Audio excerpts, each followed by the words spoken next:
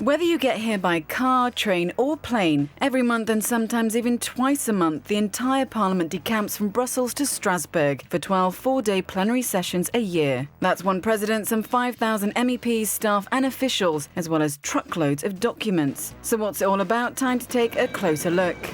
It's a tale of two cities enshrined into EU law. Historically, Parliament's formal seat is here in Strasbourg. But a second seat was built in Brussels, so that Parliament, with its increasing powers, could be closer to both the Commission and the Council. Brussels is where all the day-to-day groundwork and votes in committee to get proposals up and running takes place. And one of the things decided in Brussels is the agenda of the plenary. And that happens here behind these closed doors at the Conference of Presidents. It consists of President Schulz, the chairman of the 7 political groups of the Parliament and a member of the non-attached members, is allowed to sit in the meeting but doesn't get a vote. With the agenda decided, it's over to Strasbourg.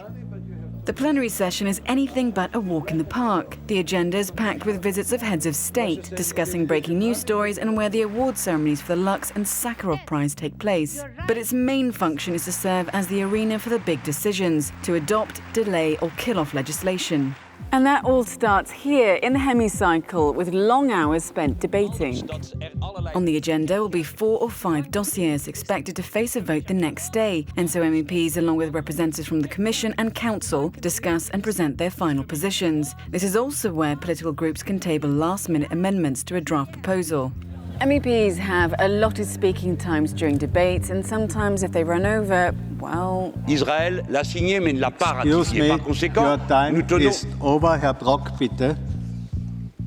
Après, on me demande pourquoi j'interviens. And exchanges can become quite heated. Vous emmenez l'Europe dans le mur. I'm certainly not going to lose much sleep over this.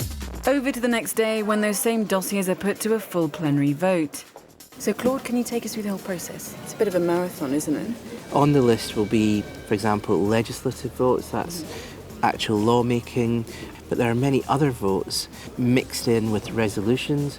Scattered around the chamber will be whips. They usually sit down the front and they will indicate a thumbs up or a thumbs down. When they do a thumbs down, the arms usually go like this in a parallel fashion, because if they go straight up like this, sometimes you mistake it for like this. And don't forget, the Parliament is open to the public, and as you can see, there's lots of people everywhere.